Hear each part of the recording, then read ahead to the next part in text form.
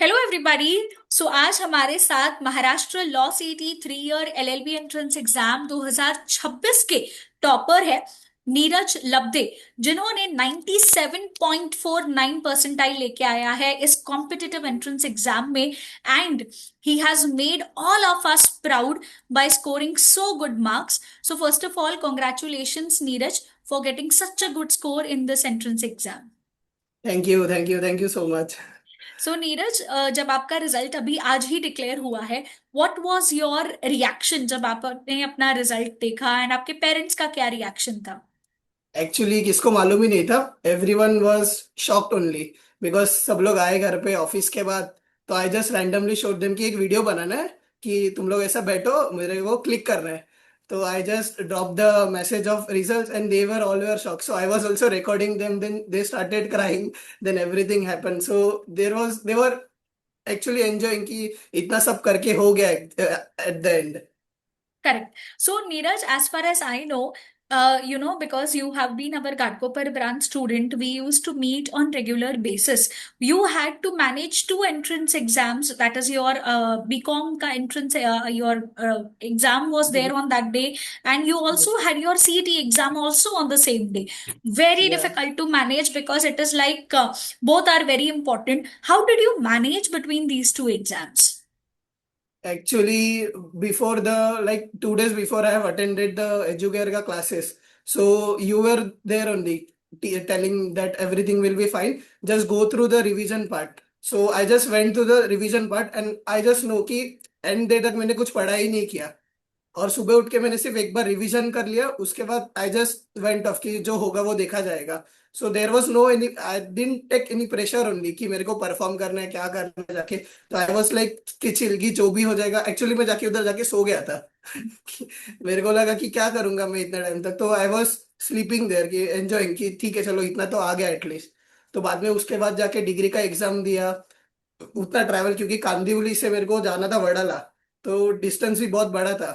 तो कैसे कैसे मैंने मैनेज किया, I don't know how everything worked out, everything actually. Okay. So what mattered your was आपकी पहले की प्रेपरेशन। इतना अच्छे से पहले से पढ़ के रखा था कि लास्ट मोमेंट पे बहुत कम टाइम या ना के बराबर टाइम मिला रिवीजन के लिए। बट स्टिल जो Brahmastra lectures, I remember you answering in the all Brahmastra lectures, you were very active.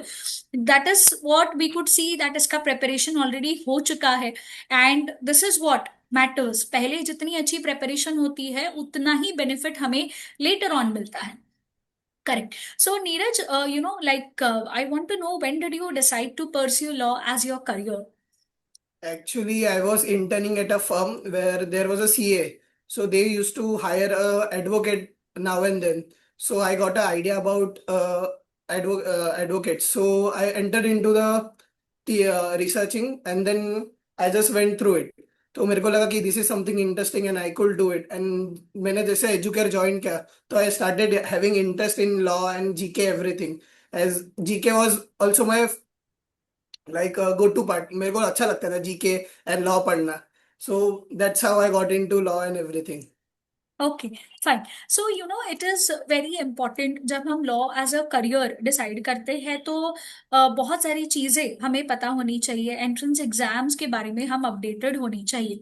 Because I have been with you in your journey. आपने दूसरे भी एंट्रेंस एग्जाम्स अपियर किए थे। So I would like to know your whole journey. आपका जो 1 year का preparation था towards the CET and the other entrance exams, वो कैसा रहा था? Actually I started in June.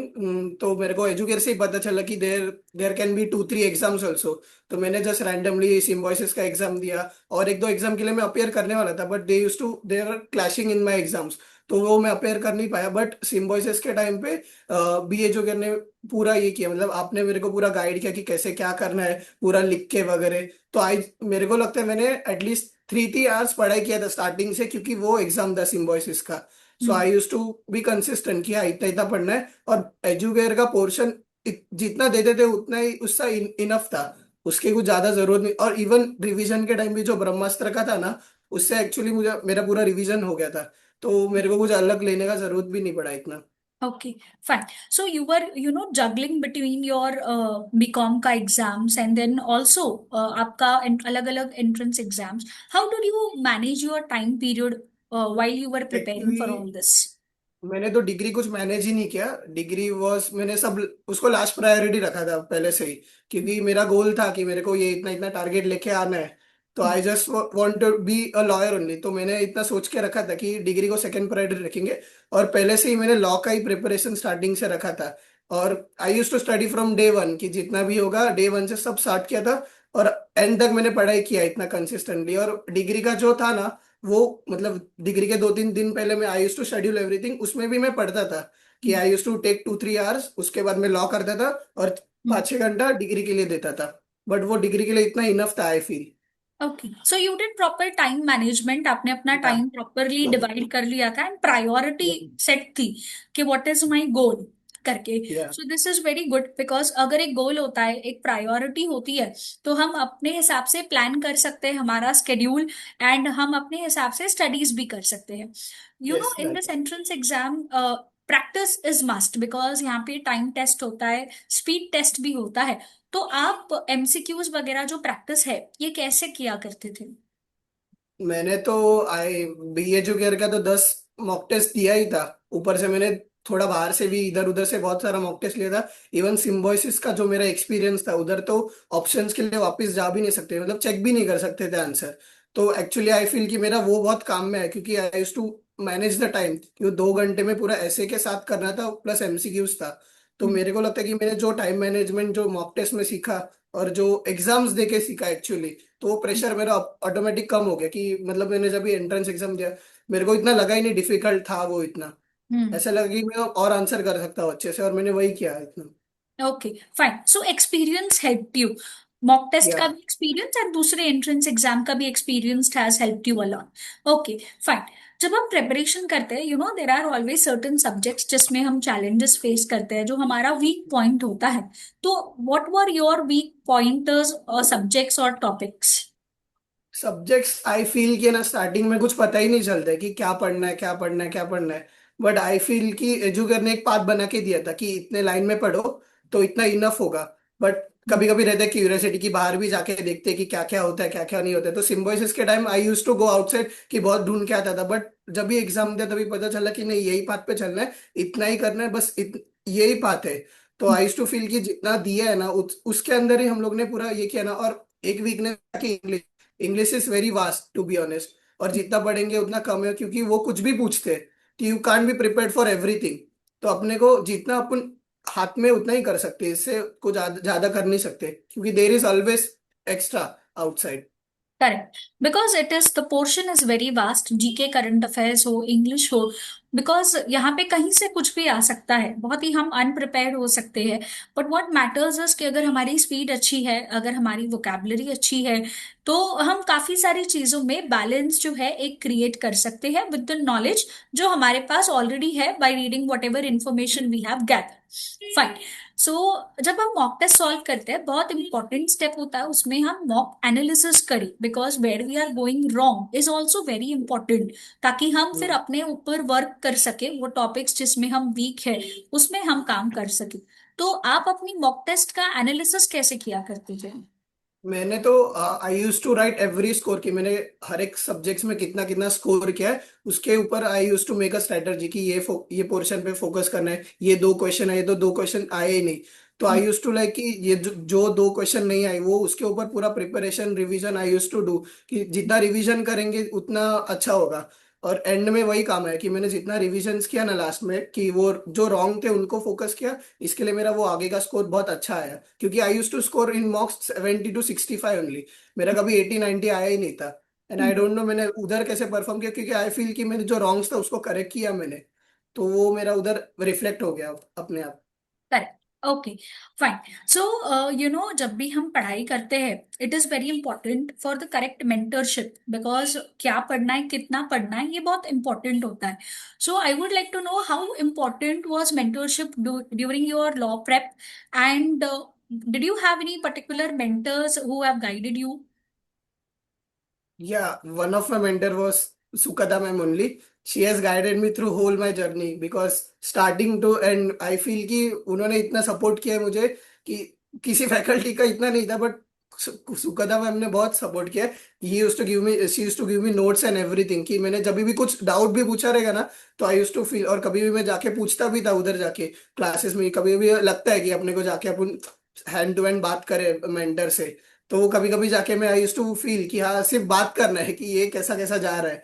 तो वो लगता है क्योंकि वी कुछ है ही नहीं सामने देखने वाला, तो मेंटर ही गाइड करते हैं। तो आई फील कि बी एजुकेयर के all teachers and even Kotak ma'am बहुत सपोर्ट किए this whole journey.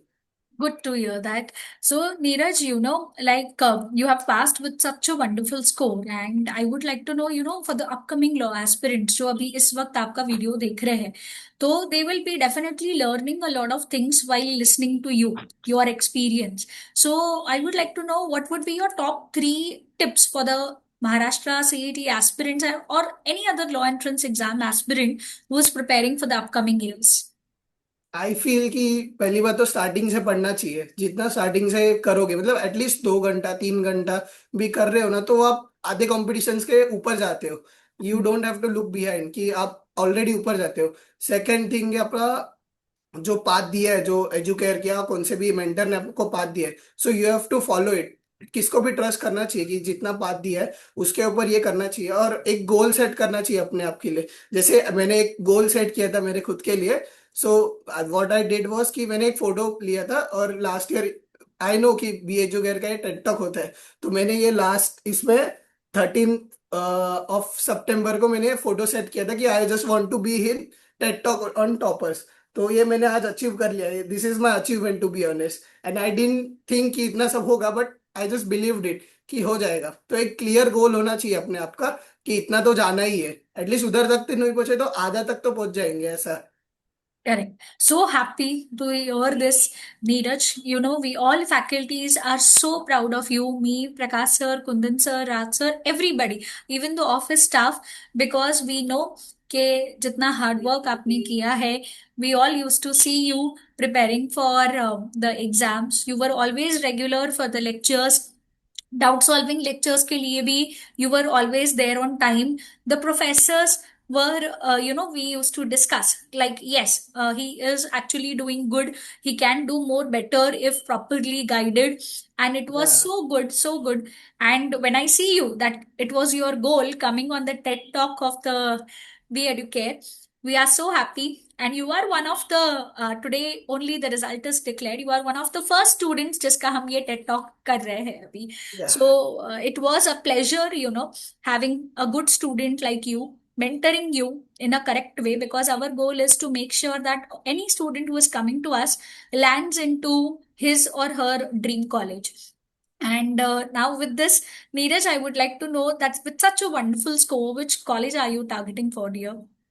I am mostly targeting GLC only, the top college of Mumbai, and KC Law College. So those were my goals, and I feel I can achieve it now. Ki with this score, I can get into it also. Rightly said. So the cap round procedure is expected to start anytime soon. And I really hope that you are definitely getting into one of the top colleges of Maharashtra, most probably your dream college. Yeah. Yeah. And one last question for you, Neeraj. How was your experience with BEducare? It was actually wonderful. All mentors were totally good. Like they used to guide everything. सबका सब अपना अपना एक pattern रहता है, और अपने pattern के हिसाब से उन्होंने बहुत अच्छे से सिखाया था हम लोग को। And I use to feel very good कि हाँ क्लासेस जा रहा हूँ। मेरे को ऐसा कभी लगा नहीं रिग्रेट कि मुझे क्लासेस जाके इतना सब ये करना पड़ेगा। बट जो उन्होंने पाथ दिया, जो ऑल दो studies were return of, like मेरे को सब रिटर्न्स मिल गया उसका, जितना भी मैंने पे ऑफ किया था। That's so good to hear, Neeraj. And now BEducare family wishes you all the very best for your bright career ahead. Sure. Thank you. Thank you. Thank you so much.